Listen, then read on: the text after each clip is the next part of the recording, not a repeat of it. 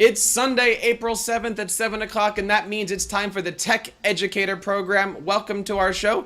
My name is Jeff Bradbury from TeacherCastnet. On today's show, we're talking all about students and student brands. We're also going to be discussing some of the great ways that you can use social media in your classroom and how you can help students achieve great success using their social media channels, all here, right on.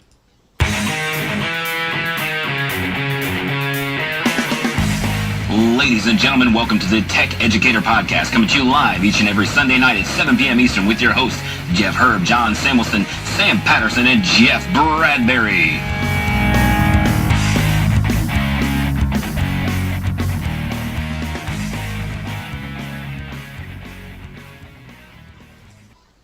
And welcome to our show today. My name is Jeff Bradbury, and today we're going to be talking all about students and ways that we can help out our students learn to communicate with the outside world and create their own brands. I have two fantastic co-hosts today, and I want to introduce them. And I also have a very special guest, a student that's creating an amazing brand for themselves. I want to first introduce back to the show, Mr. Jeff Herb. Jeff, how are you today? I'm doing very well. It's good to be back on the show after being off for a couple of weeks. Yeah, you took a little bit of a vacation. Talk to us a little bit about yourself first, and where were you? Well, as many people know, I run the website instructionaltechtalk.com, and I'm also an associate principal at a high school.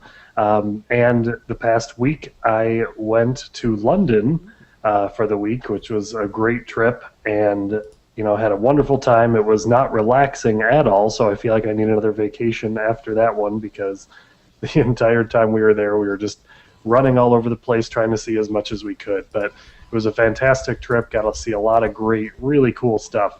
And just, it was nice to get away. I kind of disconnected myself. I actually turned off my work email on my cell phone, which was a big step for me. And just stayed disconnected the whole time just to enjoy what I was doing there. So it was a really good time, and it's good to be back. What are the things that you went to see in London? Oh, man, we saw Windsor Castle, which is the technical residence of the royal family. Went to Buckingham Palace. We saw Big Ben, which I was really surprised by. I did not plan on being as impressed with Big Ben as I actually was. It's an incredible, incredible building with the House of Parliament that it's attached to. We saw Westminster Abbey and had some delicious food. Oh, it was just great. Really good time. Well, it's good to see you back, and thank you. Thank you for joining us tonight. Yeah, good to be back. Also joining us from sunny California, Mr. Sam Patterson. Sam, how are you today? I'm doing well, Jeff. Thanks. And remind us a little bit about yourself, and what are some of the great things that have been happening in your neck of the woods? Well, I am a ninth grade English teacher in Palo Alto working at a small private school, and I actually just got back from a combination class trips week and spring break that added up to about 3 weeks of time in the desert. So instead of being up at school working, I've been down on the llama ranch, and Friday was our annual llama shearing, which is a pretty amazing event. Llama shearing, huh?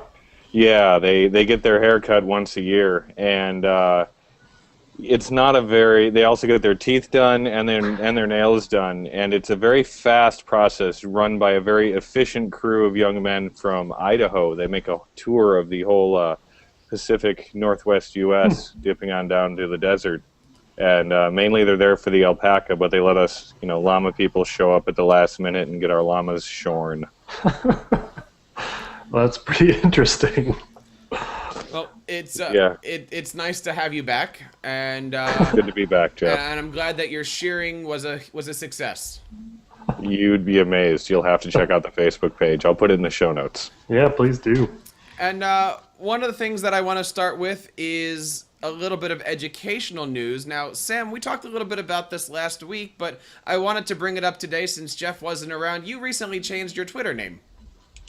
I did. I had been Learnings Living since I started on Twitter, and time and time again had been exposed to the information that shorter handles are better, and handles that somehow relate to your name and what you do are better.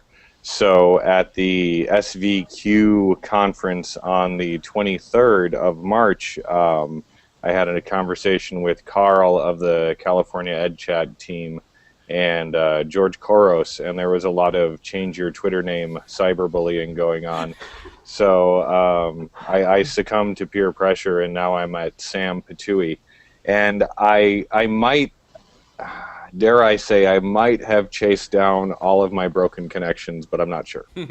Well, if you are watching tonight on teachercast.tv, I will say that we haven't had a chance to change it or update your thirds yet, but we will certainly make sure that we have that.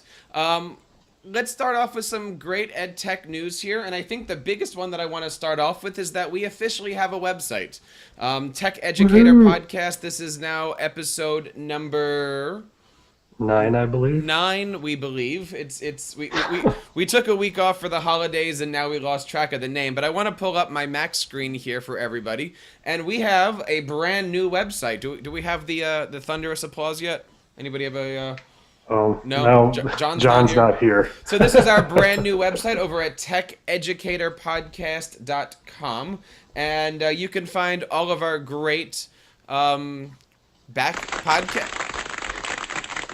Thank you. That must have been from the sheep. So we are slowly moving into this. Of course, you can watch our show live here on Ustream. It's also being broadcasted on teachercast.tv. And we also have here our schedule of broadcasts, and we're going to be including our topics into that. You can certainly come over here and subscribe to our brand new newsletter, where we're going to be keeping you updated with not only what's going on in all of our individual channels, but certainly about some of the great guests that are going to be coming up. And of course, this also gives you the opportunity to not only see, but hear us as well. So all of our podcasts are going to be including the audio and the video feed. And right here at the bottom is our RSS feeds that you can subscribe to for all of our channels. And we hope that you take a look at it and join our little family here, techeducatorpodcast.com. We would love to see you there. Jeff, is there any educational news that you found in the last 2 weeks? You know, it's not necessarily news, but it was a great article that I found on the Innovative Educator blog. And her name's Lisa Nielsen, and she was talking about ed-specific or student-specific devices. And this may actually be an interesting topic to bring our guest in on as well. The whole idea behind the blog was that they're looking at how one-to-one pilots or one-to-one programs are staged out. And is it really important to get ed-specific devices that will span across a building, like an iPad for all the kids or a Google Chromebook or something like that?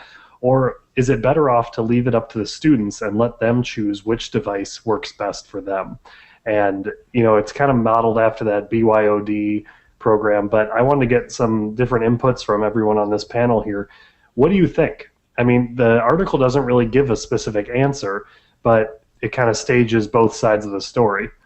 Go ahead, Jeff. Well, since you opened the door there, let's bring in our guest.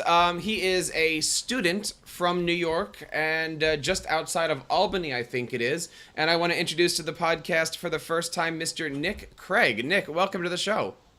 Thanks for having me on, Jeff. Tell us a little bit about yourself. Okay, so I do a weekly gaming and technology podcast on every Friday night, and I do that over at RadarGaming.net, and that's the site and the brand that I'm trying to build, and I think we're going to talk about that a little bit later in the show. Nice. And Nick and I met about maybe a month and a half to 2 months ago, and not only do I know Nick as a great student, but also he is a fantastic little entrepreneur and really creating a name and a brand for himself. So, Nick, I wanted to say thank you very much for taking the time out of your busy day to come on the show. Thanks for having me on. I'm really looking forward to it.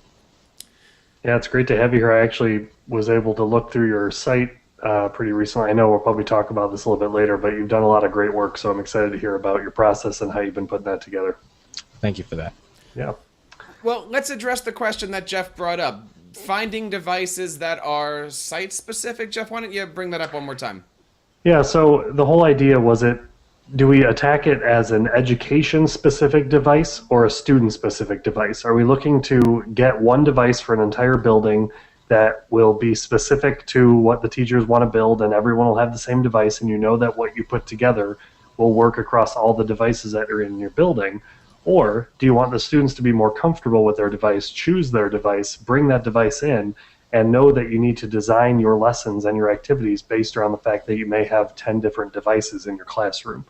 You know, that's kind of the argument there, is which one is better. I know one of them is a little bit more difficult because you need to think about all those variables, but, you know, what do you guys think about that?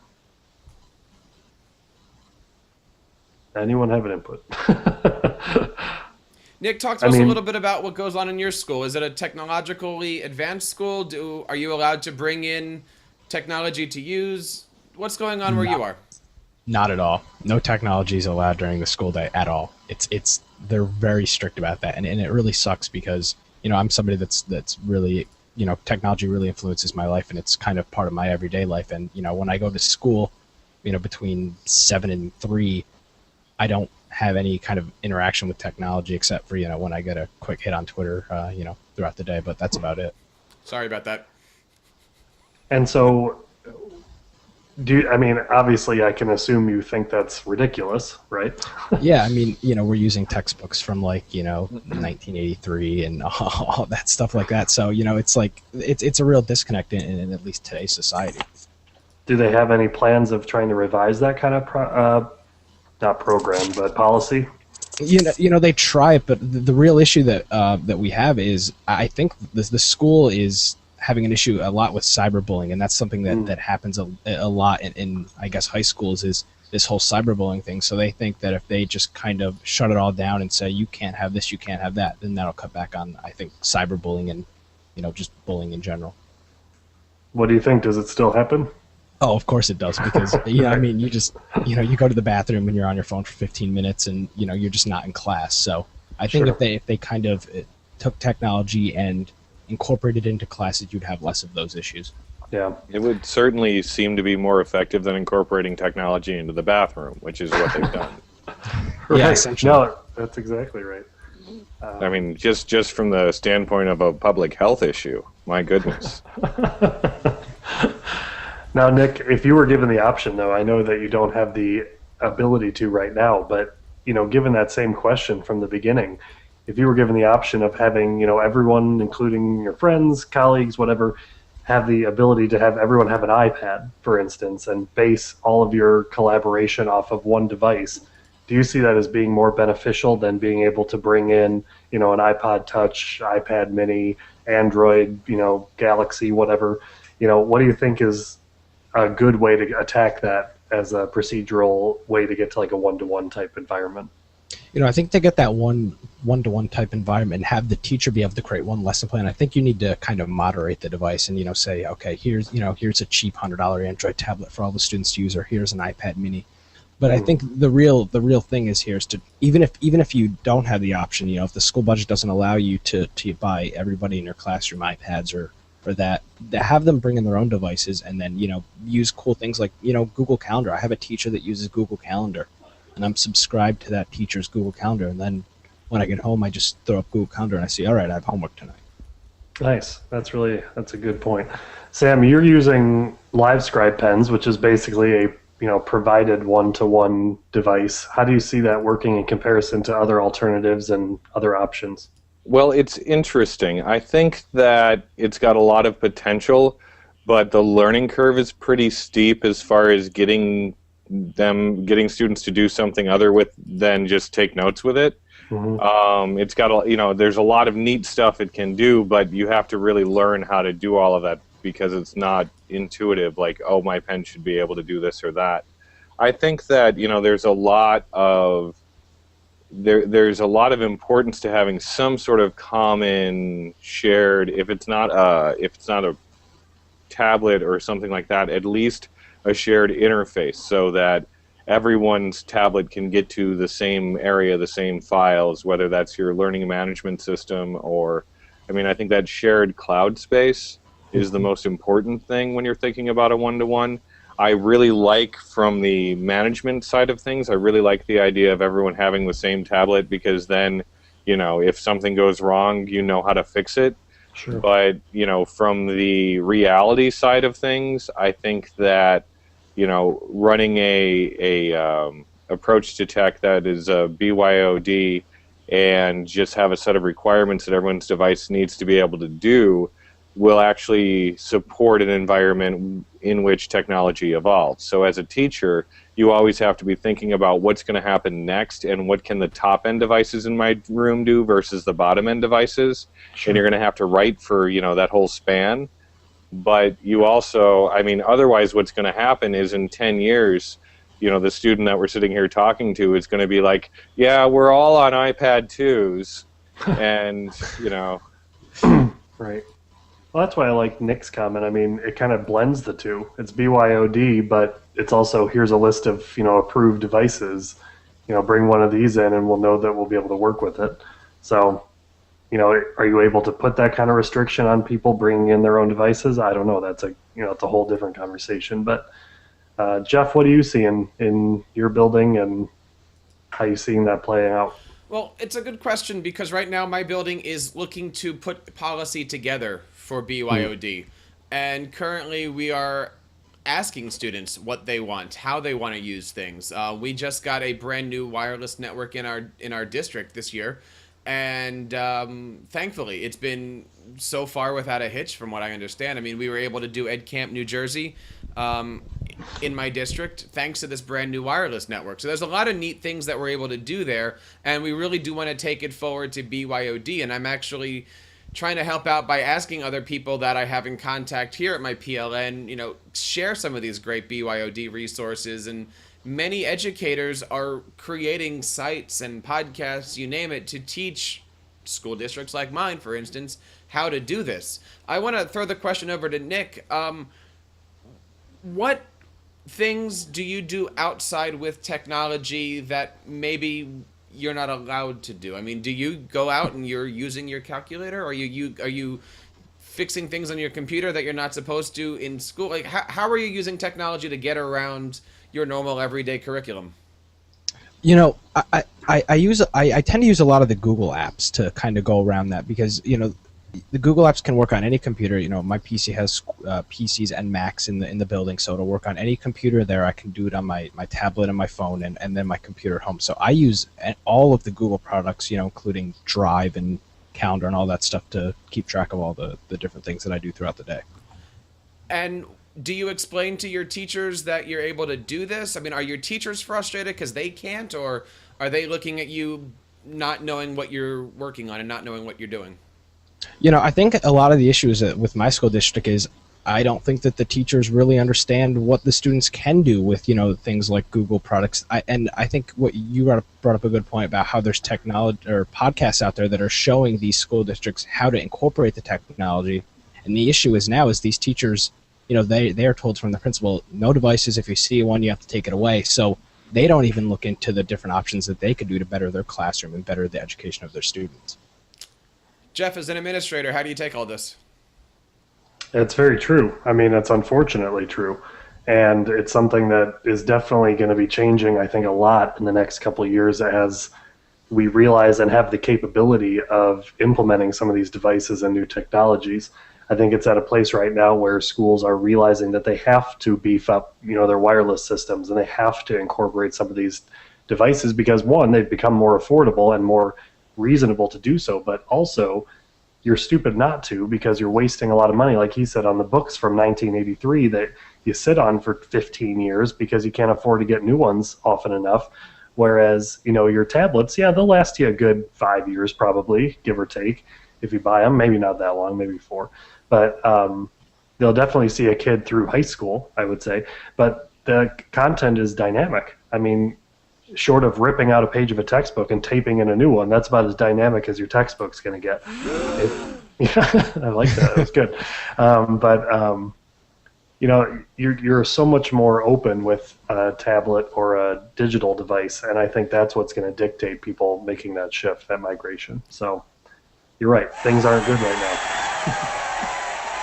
Well, I love it. Let's look at that digital migration. You know, we hear a lot from others that we need to make sure that we're masters in our crafts, and we need to make sure that we know all of our pedagogy before we throw it onto our students. And yet we're also hearing another argument that says, let the students go out and learn how to use the technology and then teach us.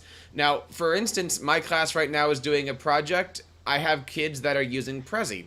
I've never used Prezi, but I know it's a good tool, and my kids are having a good time learning it. And I love it when they pull me in and they show me how to use technology that I haven't touched or we haven't discussed on a podcast. Nick, would you feel comfortable sharing some of your technology knowledge with your teachers, even though they might feel a little intimidated that one of their students knows more than them about a topic? Yeah, I think that's the real key, is to pull those students in, because I mean, in my school, the kids there, I mean, they're into technology. You know, they play video games, they're on the computer, they tweet, they use Facebook, so they're wrapped around technology. And I think if they let the kids go and say, you know, show the teacher how, instead of, you know, writing this essay on paper, how you could do some stuff with Google Docs, and then the teacher could grade it all via the internet. I think that's some cool things, but I think it's, like you said, it's intimidation to the teacher, and they might not necessarily want that. Right. And I think what it really takes is that first time of doing it, because when I was in the classroom, I really got to a point, you know, I'm very comfortable with technology, obviously, and I got to the point where I said, here's what I need to see that you're able to do. I taught English. Here's like the standards, basically. I need to know that you know how to do this and you understand this, and how you get me to understand that you know that is totally up to you. Use whatever web tool you want. Use a poster board with a bunch of pictures pasted to it. I don't care. Just demonstrate your knowledge and demonstrate that you know what you're doing. And the amount of, I mean, it made presentations in my classroom so much more fun, because I didn't get 30 different PowerPoints when someone came up to display their information. Yeah, goal-based assessment, exactly. Sam just wrote that in our chat. So it's exactly what we're looking at, and I don't think there needs to be a prescriptive way to demonstrate how you understand your goal and how you understand the content. So now, Nick, I want to, as we're talking here, I'm going to bring up a copy of your website on the screen here, and I want you to talk us through a little bit about what you're doing and what you're working on. I know there's a lot of teachers out there that, or a lot of school districts that might have film clubs, and you're working with some pretty sophisticated technology over there in your home to create a brand for yourself. Could you tell us a little bit about what you're doing and really how'd you get started on all of this? So what I'm doing is I'm creating a live podcast network that I do every Friday night. I do one show live every Friday night. It's about gaming and technology. And what I'm doing is I'm trying to, like Jeff just said, create a brand for myself and create a name on the internet other than Nick, trying to create this Radar Gaming. That's the name of my site. So I'm trying to create that brand. And how I got into it was I got into it first with internet radio. There was a local group of people that were doing, you know, had this internet radio station going. And I joined that maybe 4 or 5 years ago, and I did that for a little bit, and you know, I saw all the different, you know, things you can use, like Ustream and Justin TV, and then that got the wheels turning, and now I'm sitting here doing a weekly podcast. And talk to us a little bit about some of the software or technologies that you're using. Well, my website, I'm using WordPress, which is I think a great tool that teachers could use to create websites and keep track of, you know, different assignments and stuff. So I'm using WordPress for the website, and I'm using a program called Wirecast to produce the live show. Now, the thing I find interesting, guys, about what Nick does is he not only has this site, Radar Gaming, but he's also got another website that he's actually using to promote himself with, Craig Digital Designs. Talk to us a little bit about that. Yeah, so I've been working with WordPress for probably 3 or 4 years now, and I was talking to a couple people, and they were talking about how, you know, WordPress is something that people are very intimidated of, and you know, they don't know how to install it, they don't know how to set it up. So I created a site, like Jeff mentioned, craigdigitaldesigns.com, and I'm offering you know, WordPress installs and website maintenance and other cool things like that. Guys, what do you think? I think it's awesome.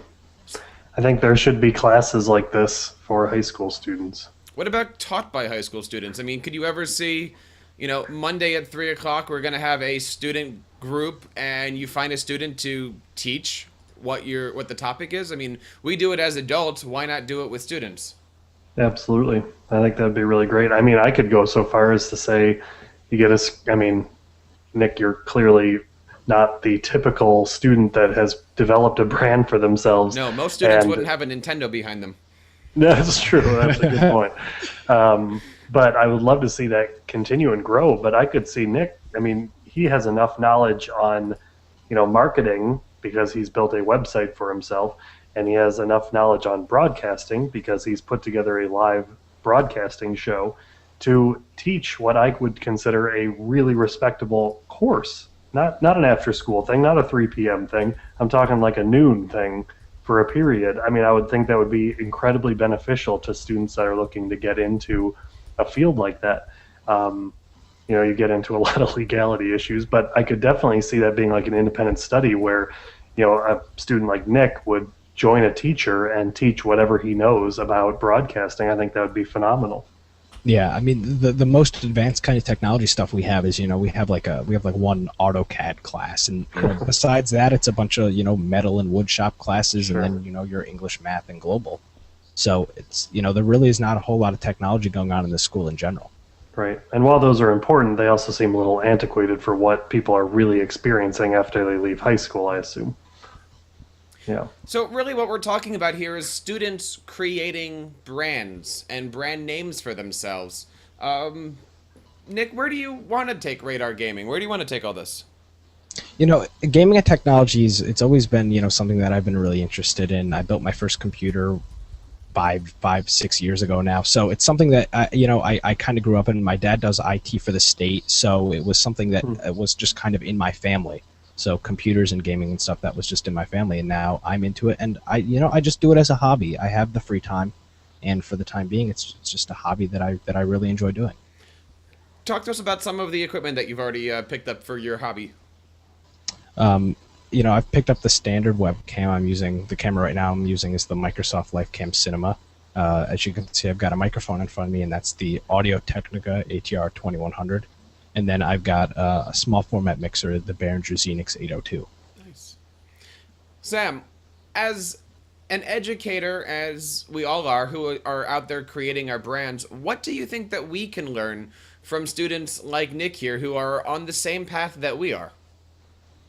Well, I think that we can really learn how to use the most emerging tools because, it's this constant tension between the models that we have to work from and the tools that we have access to. And the older that we are, it's sad to say, the more invested we are in old models. So it may be a bit of a stereotype, but I think that young people often have a better opportunity to think more expansively with new tools about ways to apply new tools and to make those work. And the rest of us can go, oh yeah, that's a good idea. That's really true. I mean, internet's a pretty phenomenal place just because if I were to come across Nick and his website and his podcast, I would immediately consider him a colleague. I don't think of you as a student, Nick. I think of you as someone who is in the field that's creating content and helping out others learn what they need to do in building websites and, yes, creating a brand. And so, I would love that model to be shifted into the high school as well, where students are considered colleagues. They have a lot of information that can better the classroom and can better, student learning. And I feel like that's not harnessed nearly enough.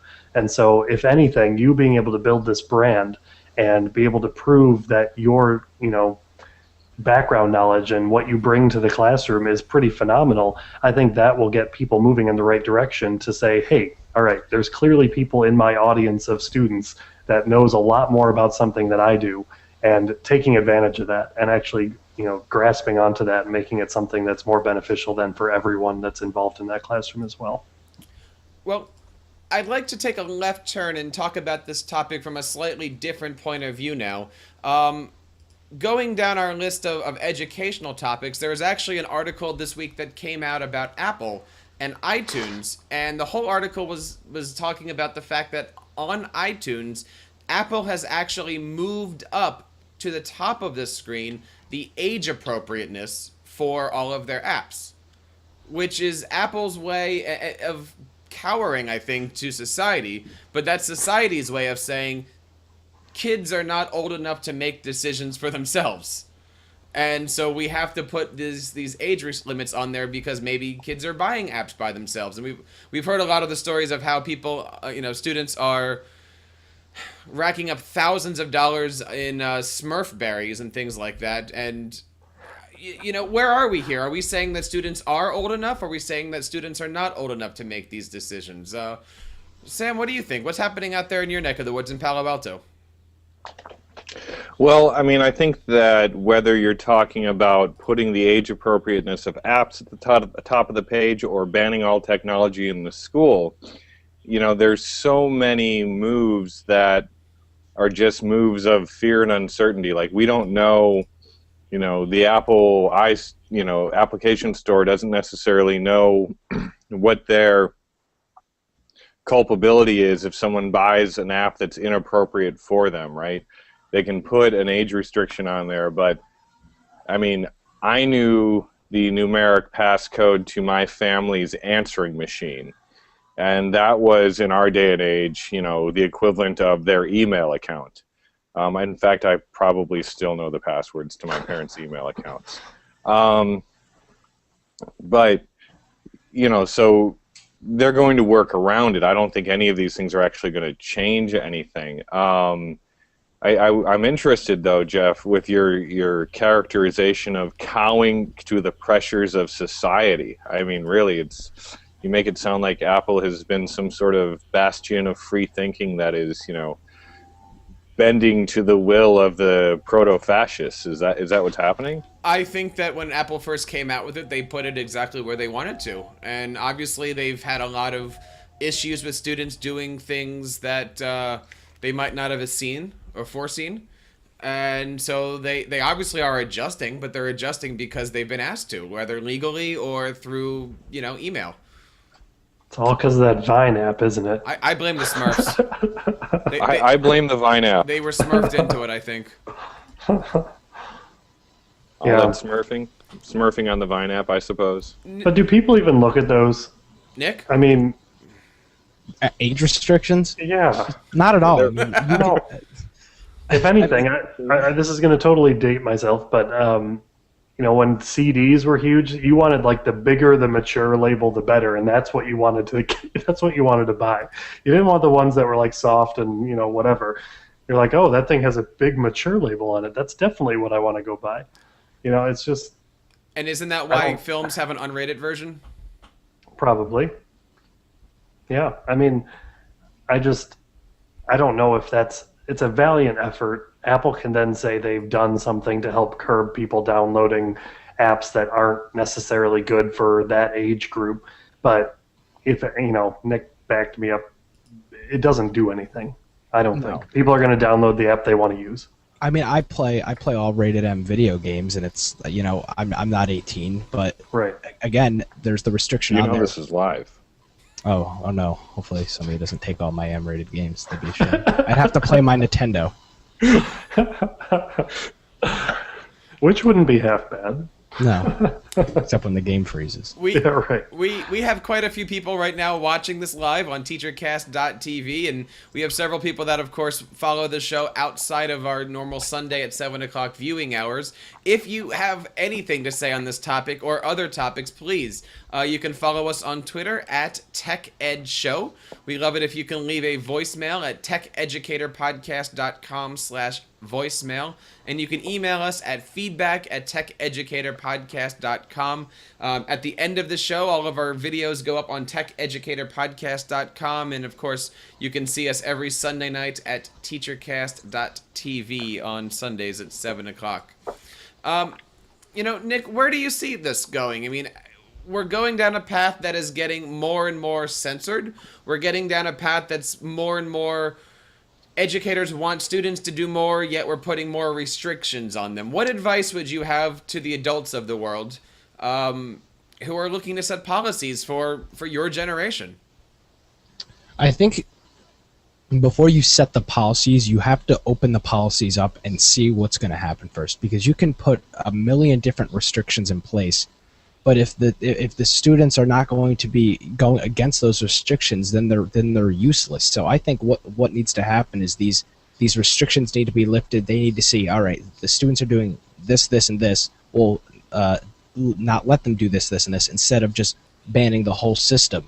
Only ban the parts of it, or censor the parts of it that shouldn't be seen for the students. I completely agree with that, and that's actually the model that our building has taken. We were in a very similar situation where it was no technology all day. Don't do it. It's horrible. And we've since realized that, what do we care if kids are on their cell phones in the hallways? How is that negatively impacting what we're doing? And so we opened it up to, just you need to have teacher permission if you're going to use your cell phone or tablet or whatever during instructional time. If you're in lunch, if you're in, hallways, it's more manageable. So, Jeff, go ahead. Interesting that you're saying this, because I've actually been reading through some of the BYOD policies from school districts. They're actually saying it's okay to use devices in the classroom as long as it's okay with the teacher, but we should not be seeing any devices being used in the hallways. Now, I completely agree that, when for those 6 minutes or 5 minutes between passing time, I don't want to see 1,800 kids take out their cell phones. I get that. But as a music teacher, I don't mind so much if you're listening to music in between classes. But why not the cell phones? Why is 1,200 cell phones an issue for you? I don't know. I still want to see kids interact with each other. Okay, we already have the walking and talking. They are interacting with each other. I know what that sounds like, and I know what that comes out as, but I still think that we need to be paying attention to those walking into us, going in the opposite direction. I think we have to still figure out how to teach our students the fundamentals, like when you're making a left turn in the hallway, don't cut the wrong corner and run into other people coming. I can't tell you how many times. They've got apps for that. You can view through the chat window into the ground in front of you, so you don't crash. I think if every student had a llama in front of them calling, I think we would be less likely to run into each other. Sam, could you play that llama one more time?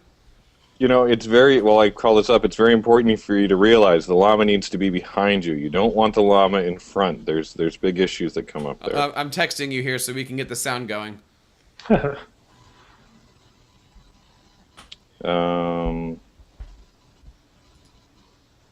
Nick, let me pose the question to you. Llamas in the classroom, what do you think? I'm gonna have to say no on that, especially since I'm from New York. There really aren't any llamas here. So you're saying it's discriminating to have llamas in the classroom because you don't have any in your state? Yes, that's exactly what I'm saying. Don't llamas spit too? They're dangerous. Like a duck. Yeah, you don't want that. You don't want that. Like a duck.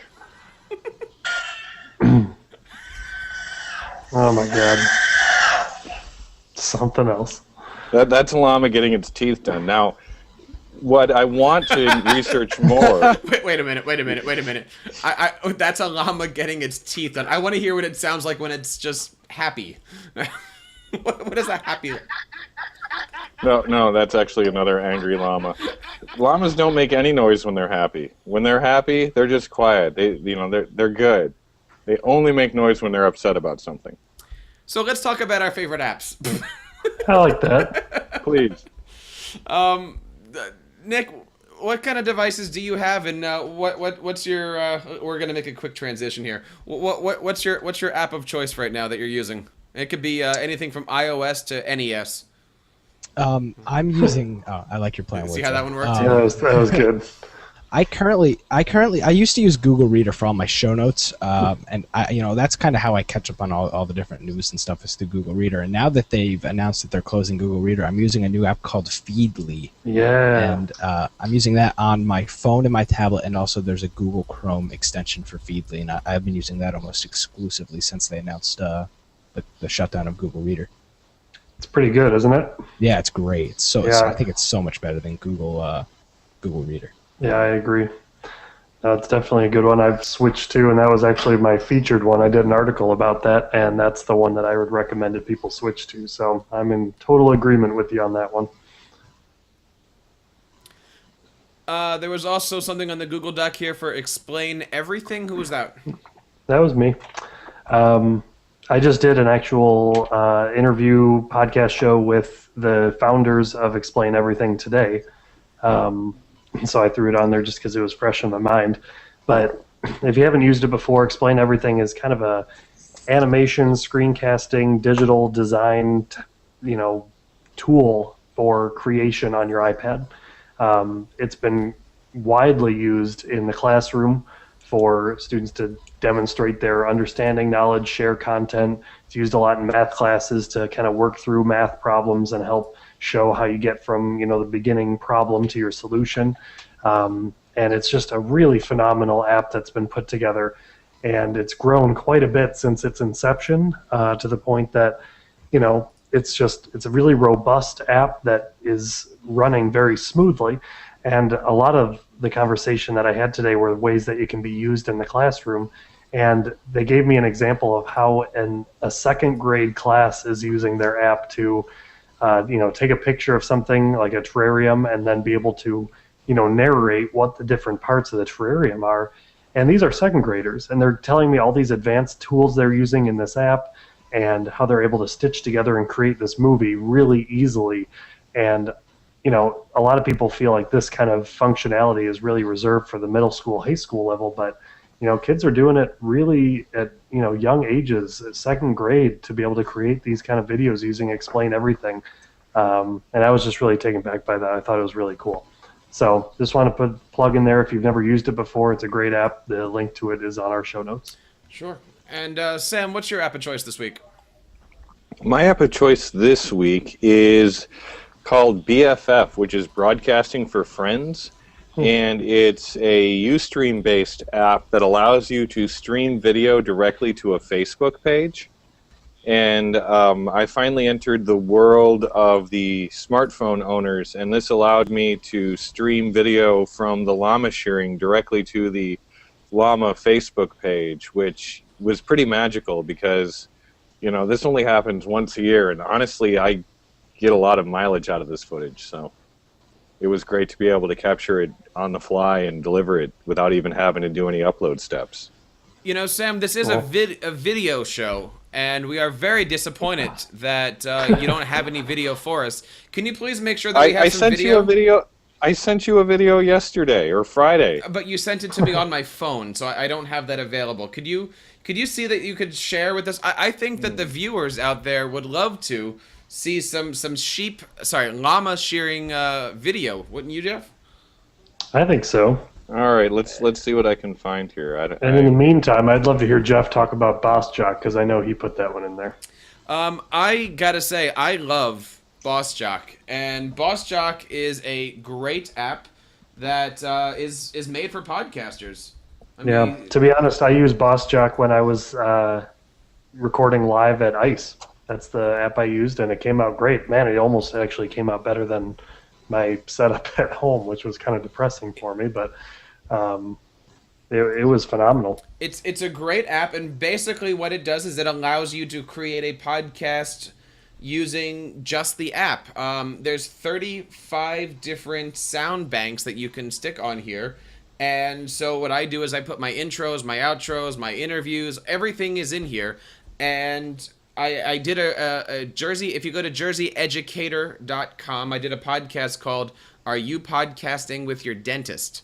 And it was I brought my iPad into my dentist office, and not while I was getting checked up. That you don't hear any sounds or spittle during the podcast. But we had a nice 15-minute interview, and the whole entire show was done on Boss Jock live as we went. And it's really, really neat. I think it's got a huge potential in not only just for podcasters, but also for education. Imagine somebody like Nick going out on a field trip somewhere, having Boss Jock, and telling Nick that his assignment for the day is to create a podcast on his trip to the Statue of Liberty. They can go out, they can record all the audio, they can answer some questions, they can put the whole intro and outro movies to it, And on their way back, they've got a completely done podcast, and that way the teacher can then, pop it up on a WordPress site or a kid blog site or however they want to do it. But it's not a free thing. Nick, do you remember how much Boss Jock is? It's like $5 or $6, right? Yeah, I want to say it's like $4.99 or something like that. It's really well worth it, and it's universal. It's iPhone and iPad, and it couldn't be easier. And one of the neat things I like about it is to transfer the information. It turns the app into a server. So you connect it to your Wi-Fi connection, and instead of putting a cord on your iPhone or iPad, you transfer it over the air. So, a teacher can easily tap into 30 iPads all at once and transfer the content over. It's been wonderful, and I think for some of these shows, I'm going to start to use it. In the past, I was recording into GarageBand and then going back into Post and then adding everything. And I got to tell you, with this, it's all done on the fly, all at the same time. I absolutely love Boss Jock app, and we're trying to get the creators of Boss Jock onto the TeacherCast podcast. So look for that soon over there at podcast.teachercast.net. Nick, you've also used Boss Jock, right?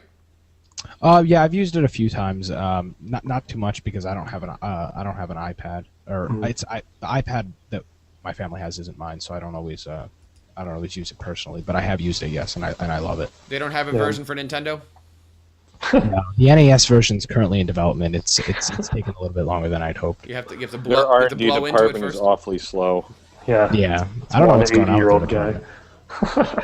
I hear they're going open source. It's probably the best move. Did we hit everybody for their apps? Yeah, we did. I think we have a good outro here lined up with Sam. What do you think? Sam? I think he's ready on his video. Sam, let's see where we are here. Let me transfer this over here.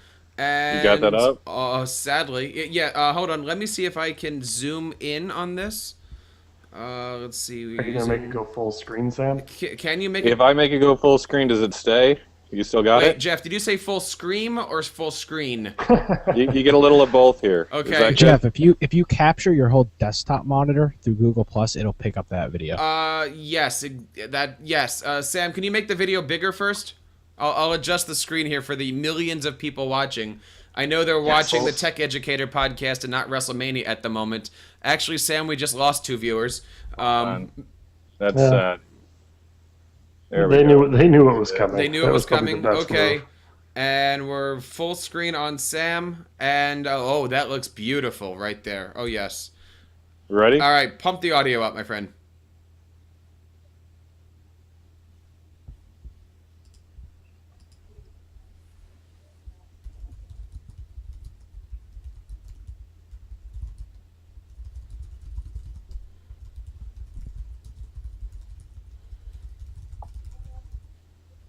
More sound, please.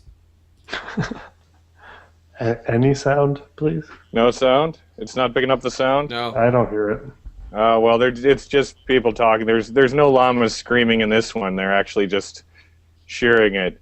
In the foreground, you've got a white llama whose feet are shackled out, and then in the background there's another one. Oh, apparently we get to see the alpaca now. This is quality programming here, Nick. Right? You don't get this at Radar Gaming, I'll tell you. That's for sure. I just hope that the students I was supposed to be teaching at this time weren't following me on Facebook while I was broadcasting this. That's a safe move, yeah. Nice. Yeah. Well, since this is also an audio version of the show, we will certainly have the live... we will have the audio version of this next week, right, Sam? Exactly. We're actually going to have the radio theater version of llama shearing performed entirely by puppets. Excellent. Will there be an interpretive puppet dance involved in that? There always is, Jeff. Nice. Guys, I want to say, first of all, thank you all so much for being on this show here. We are the Tech Educator Podcast. You can reach out to us by following us at Tech Ed Show. Nick, talk to us a little bit more about Radar Gaming and where we can find you online. So I'm my website is, as you mentioned, radargaming.net, and like I said a few times, I do a weekly gaming and technology podcast, and that goes live every Friday night at 7 p.m. Eastern, and it lasts for anywhere between half an hour and 45 minutes. And I'm also on Twitter at GameCastLive, and you can find all of my other contact information over at either radargaming.net or craigdigitaldesigns.com. Thanks. And Jeff, talk to us a little bit about what's going on this week for you at Instructional Tech Talk. Absolutely. This previous week, I actually took a week off from the podcast. There was no new podcast released this past week because I was in London. But there will be a new one released Wednesday morning, and that will be featuring the two founders of the app Explain Everything. Yeah, no kidding. And I'm excited to be able to share that with everyone. They were great people to talk with. Actually, one of them lives in Poland, and the other one lives in New York. So we had to jockey a couple of different time zones to make that work, but it worked out well, and I'm excited to share that with everyone. So that's what's coming up on Instructional Tech Talk. You can find that if you're subscribed to it in iTunes, or you can find it at instructionaltechtalk.com. Of course, you can always find me on Twitter at INSTTechTalk. And Sam, what's going on this week with patchouli? This week, Patchouli, we have a secret topic for Tuesday's chat, which you can only find out about by paying attention to Twitter and figuring it out whenever I figure it out. You can follow me on Twitter at Sam Patchouli, that's SAMPATUE. Check out my blog at mypaperlessclassroom.org. And Jeff, where can we find you? Well, we have a great week coming up. Actually, we have a great 2 weeks coming up here over at TeacherCast. We're going to be bringing out the live broadcasting booth again this Saturday. I got to make sure I have my dates right. Is it April the 7th? Is the student... wait, that's today's date. Yeah. 15th? 13th. Thank you. Next Saturday, April the 13th, we are going to be attending, participating, and broadcasting all day live at the Student Voice Live Summit. That's going to be happening in Manhattan, and I want to share you the website that's going on. If you go to stuvoice.org, we've had plenty of these student voice organizers on the TeacherCast side for a while now, and they're doing some amazing things. But this Saturday, April 13th, it's the first ever Student Voice Summit sponsored by Dell. And TeacherCast is going to be there in full force. It's going to be great. We're going to be broadcasting with a good friend of mine, Jay Eitner, who you can catch on Tuesday nights with me doing NJED chat. And we've got all the interviews there. So check us out at teachercast.tv all day. We're going to be showing some great interviews and interviewing the kids and other great celebrities who are there. And then they've actually also invited me to participate in one of the breakout roundtables. And so we're going to be talking to students about how they can create digital voices for themselves and how they can create a brand just like Nick is doing right now. So check that out. Again, stay with TeacherCast and teachercast.tv all next week. And yeah, there's a lot of great stuff that's going on this week for TeacherCast. So can't wait for that. Very cool. If you'd like to participate in the Tech Educator podcast, again, we broadcast every single Sunday at 7 o'clock Eastern. You can certainly reach out to us on Twitter and follow Tech Ed Show. You can email us at feedback@techeducatorpodcast.com and leave a voicemail for us at techeducatorpodcast.com/voicemail. Maybe you'd like to be a guest on the show, or maybe you have a topic that you'd like us to either discuss or talk about. We would certainly love to have you. But most importantly, we would love to have you check out our brand new website, techeducatorpodcast.com, and sign up for our newsletter sign up for our newsletter and become be a member of the Tech Educator podcast community. Guys, I want to say one more time, thank you so much for joining us tonight. This is the Tech Educator podcast. See you next week, and enjoy the week that it was, guys. Yep, great being here. Nice meeting you, Nick. Glad to talk to you tonight. Thanks for having me on, guys. Great talking to you, Nick.